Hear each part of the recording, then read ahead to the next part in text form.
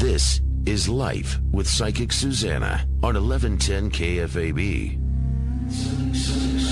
Helping you find emotional, spiritual, and physical balance. What does your future hold? It's time to find out with Psychic Suzanna. Yes, you are exactly where you need to be. This is Life with Psychic Suzanna on 1110 KFAB. Now, you can always find us at PsychicSuzanna.com or KFAB.com. And you can listen to all the old shows. And I suggest you do. If you're having a problem in your life, go back, look up the situation. We've probably done a show that'll empower you, because this show is centered around you and your life, giving you answers to your questions. So if you've got a question, look at the catalog on the shows at PsychicSuzanna.com or KFAB.com, and you're going to find something that will empower you. Also, I want you to check us out at Psychic Suzanna Stickney at Facebook, Life with Psychic Suzanna, and Suzanna Stickney at Twitter. I'm all out there. I try to let you know what's going on, try to inspire you every day as I try to work on inspiring me. You know, keeping up is an all-day task. It's something we have to do to be our best in every moment.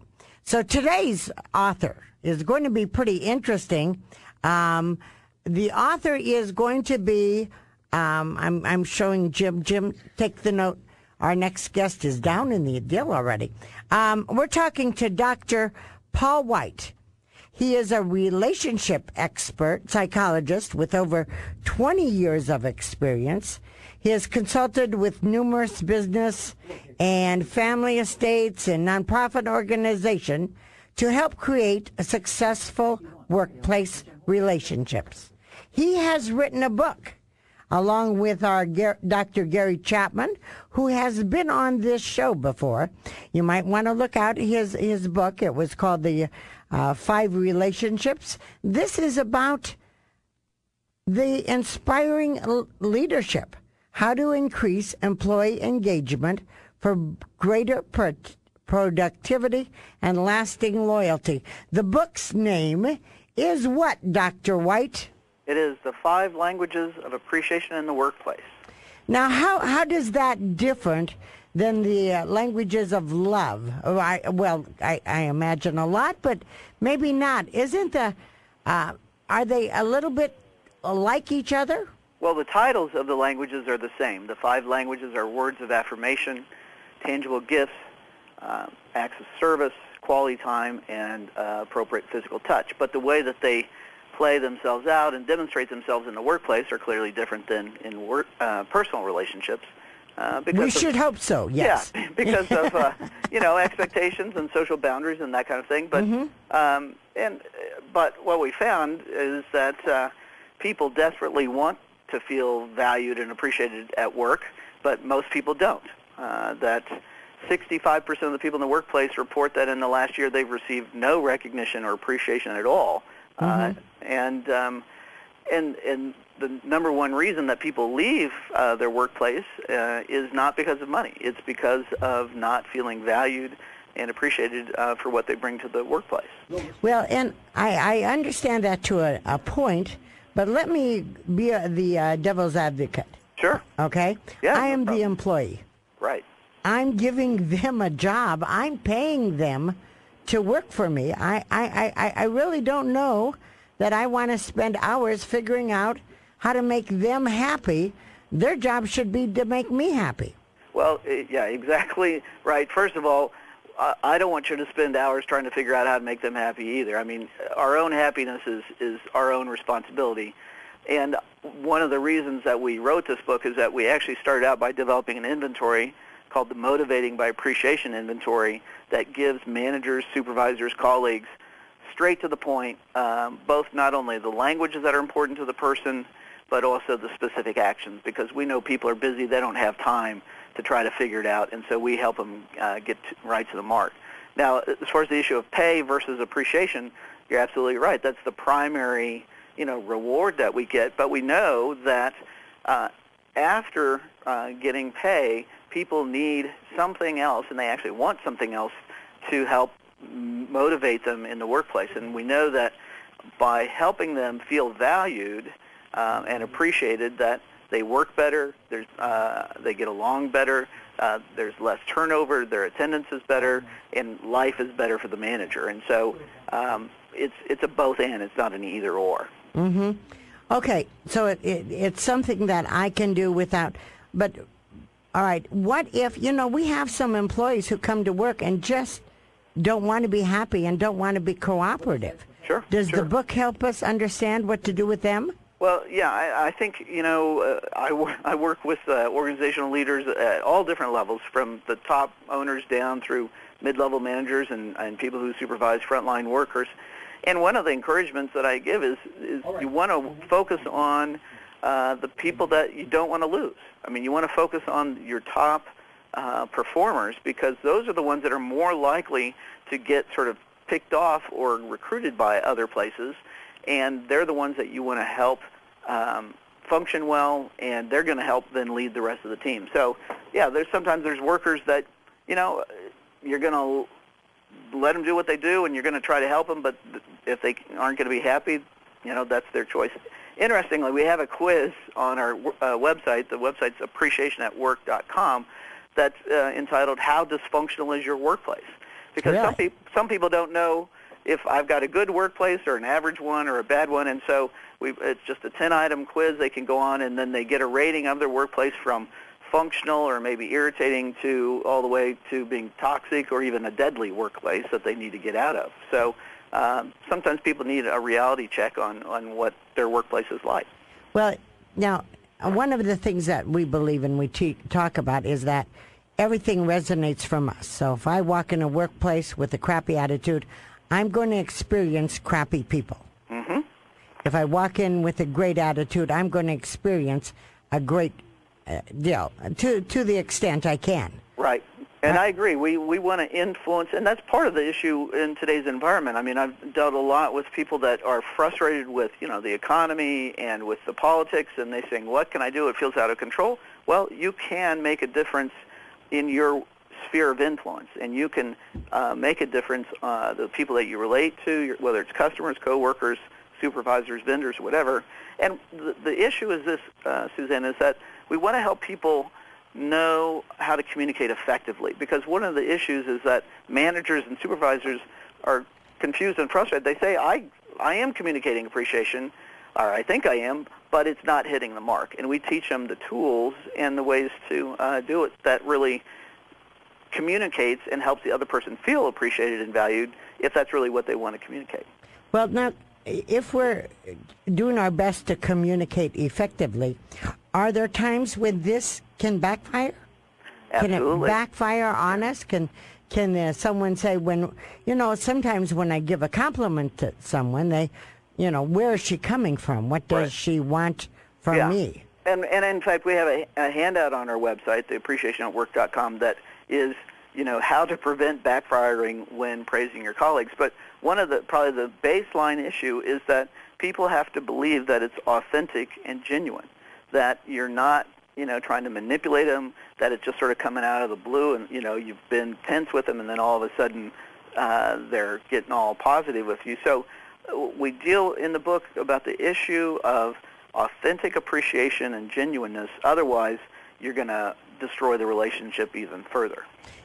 Thank you. So far, we're talking with Dr. White, the 5 languages of her appreciation in the workplace. We are going to come right back. We've got more questions for him. We'll be right back. This is Life with Psychic Suzanna on 1110 KFAB. This is 1110 KFAB. This from our news department. There is a traffic jam out there tonight on Interstate I-29. This is northbound. You can't go north. It's all backed up because of the Meatloaf concert. This is a very popular event tonight in the Omaha metro area. This with the Stir Concert Cove. So, yes, we are aware of that. Interstate 29 all backed up with this concern going on with the traffic at a standstill. The side streets are kind of full. They do have a backup plan, going to the Mid-America Center and then grabbing a shuttle and heading over there. But, yes, Interstate 29 backed up because of the Meatloaf concert this evening. Psychic Suzanna. Can't get through on the radio show? Call Psychic Susanna anytime at 712-276-9349. That's 712-276-9349. Or visit her webpage, PsychicSuzanna.com. Yes, you are right where you need to be. This is Life with Psychic Suzanna on 1110 KFAB. You can find us at PsychicSuzanna.com or KFAB.com. You know, this show is about empowering you, and today we have a couple empowering guests coming in, including, Jim, are you ready? Yes. Including someone who's going to tell us how to have a good tailgate party. A tailgate party. Why is that? Husker season. Huskers. We're Go ready for it. Red. Yeah. And right now, though, we're going to be talking to Dr. Paul White. Welcome back to the show. Dr. White has written the book, The 5 Languages of Appreciation in the Workplace. We were talking about authentic relationships in the workplace. Were we not, Dr. Paul? Yes, that's correct. Okay. Is this the book that you've written? Is it about for the employee to have, or is it for the employee to have? It's actually for anyone in a workplace relationship. What we did, and throughout the book, we've given stories and examples that we've worked with CEOs and business owners, with sort of mid-level managers, from people just sort of that are the frontline workers, whether they're the teachers, the paraprofessionals, the nurses, the daycare providers, because what we found, and we designed this so that we don't believe going into an organization and doing this top-down, because that automatically undermines the authenticity. People, say, you're just doing it because it's a project. So we've made it. In fact, we just came out with a self-led study video series that people can use with their team over lunch or a staff meeting to apply it.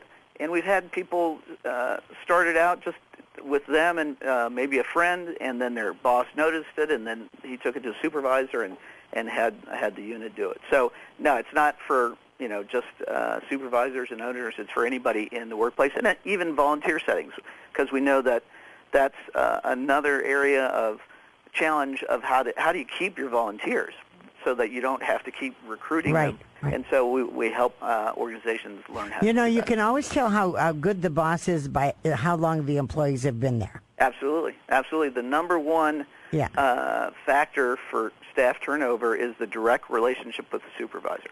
Wow.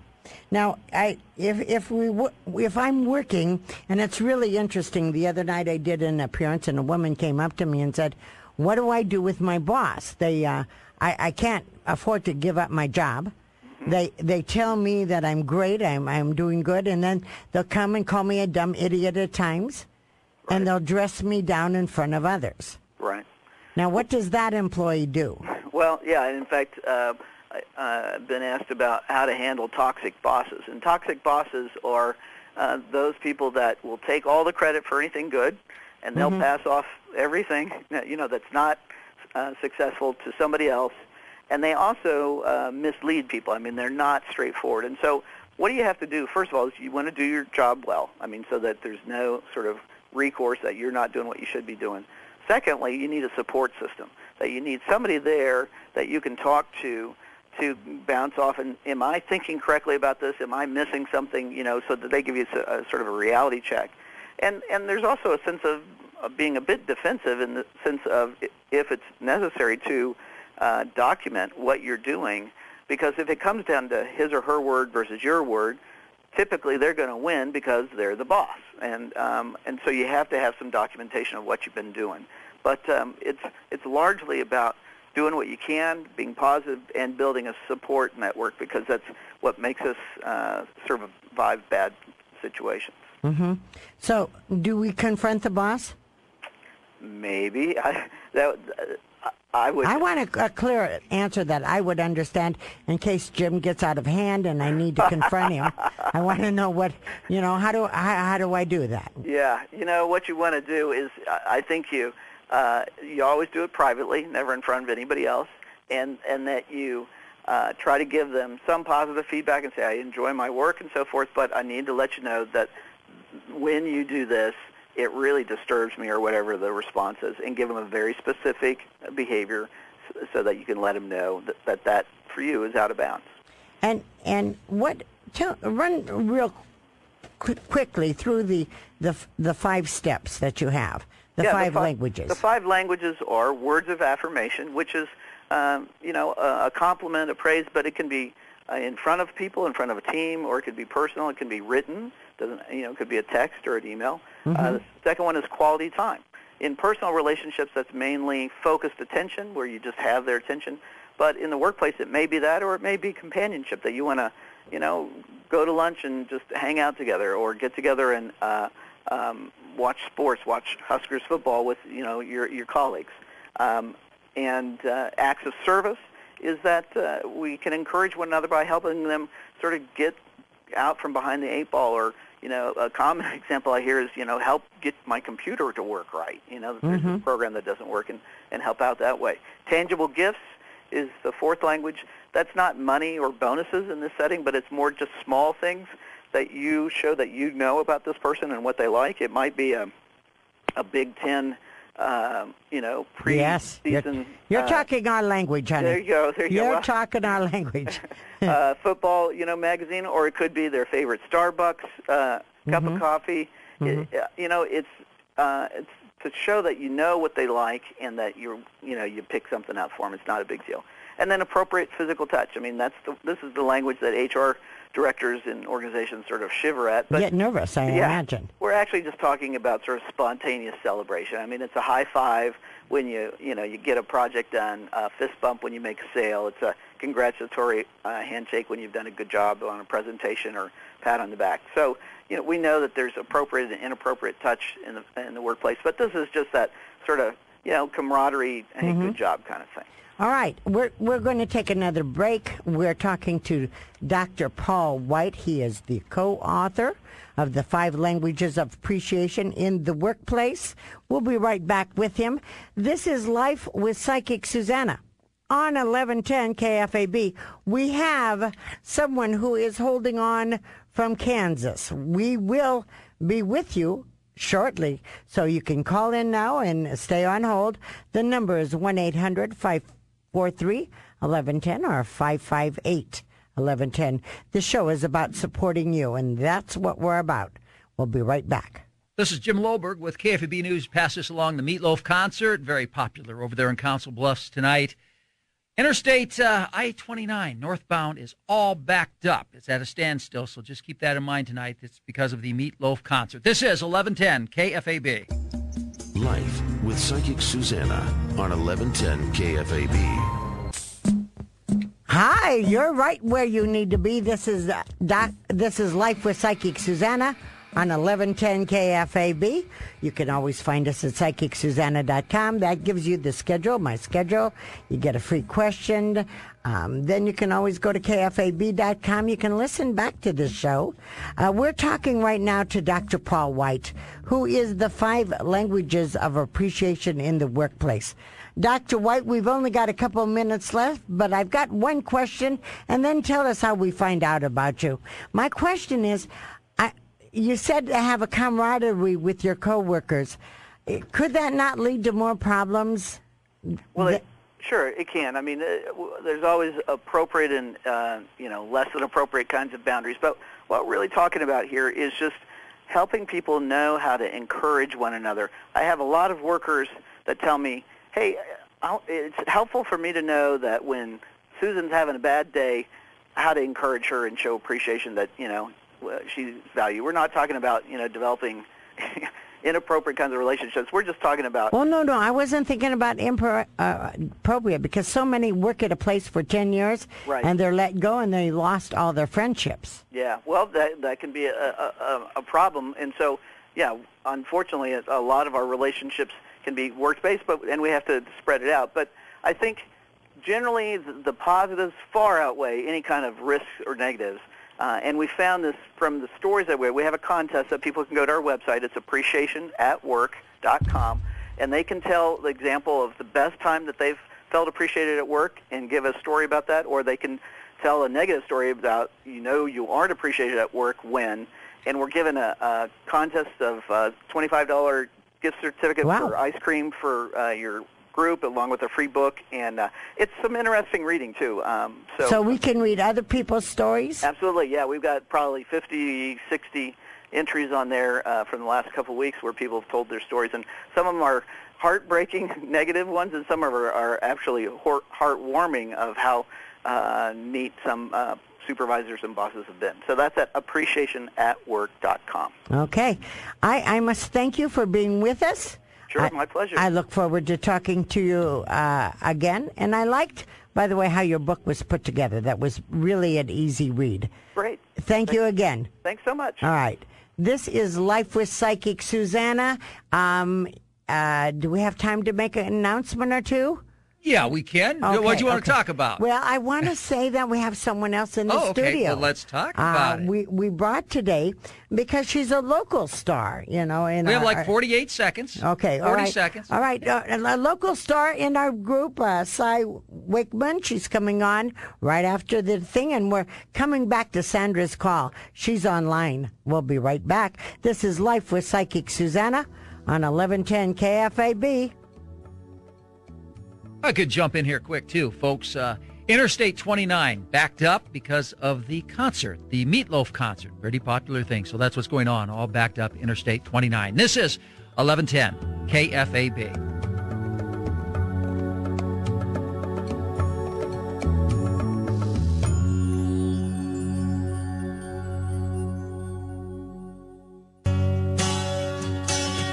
Yes, yes, yes. You're back right where you need to be. This is Life with Psychic Suzanna. On 1110 KFAB, you can always find us at PsychicSuzanna.com, where you get a free question. Also, you get my schedule. You get to know what's happening. You can listen to all the old shows, So if you have a problem, go back and listen to them. We have answers by great authors on this station.